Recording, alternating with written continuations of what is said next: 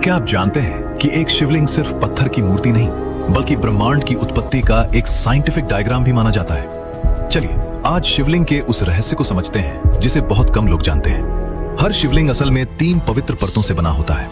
इसके सबसे निचले हिस्से को कहते हैं ब्रह्म भाग। ये हिस्सा सृजन क्रिएशन का प्रतीक है, वो ऊर्जा जहां से पूरे अस्तित्व की शुरुआत होती है। इसके ऊपर आता है विष्णु भाग जो इसका गोलाकार आधार है। ये स्थिति प्रिजर्वेशन को दर्शाता है, वो शक्ति जो जीवन को संतुलित रखती है, सुरक्षित रखती है। और सबसे ऊपर जो स्तंभ हमें दिखाई देता है वो है रुद्र भाग। यही वो भाग है जिसकी हम पूजा करते हैं। ये परिवर्तन और विनाश ट्रांसफॉर्मेशन का प्रतीक है, महादेव की वो प्रचंड शक्ति जो पुराने को समाप्त कर नए का मार्ग बनाती है।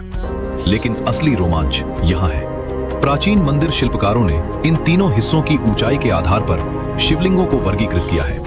अगर रुद्र भाग सबसे ऊंचा हो तो उसे कहा जाता है शिवाधिक लिंग, शिव की सर्वोच्च शक्ति का प्रतीक। और अगर ब्रह्म भाग सबसे छोटा, विष्णु भाग उससे बड़ा और रुद्र भाग सबसे ऊंचा हो तो इसे कहते हैं वर्धमान लिंग, निरंतर विकास और विस्तार, ग्रोथ का प्रतीक। और अगर रुद्र भाग और विष्णु भाग बराबर हो लेकिन ब्रह्म भाग से ऊंचे हों तो उसे कहा जाता है स्वास्तिक लिंग, जीवन में पूर्ण संतुलन और शुभता का प्रतीक। तो याद रखिए, शिवलिंग सिर्फ भक्ति का केंद्र नहीं, ये सृजन, पालन और विसर्जन का एक ब्रह्मांडीय नक्शा भी है। अपने वेदों को जानिए, अपने विज्ञान को पहचानिए। जय देवी, हर हर महादेव।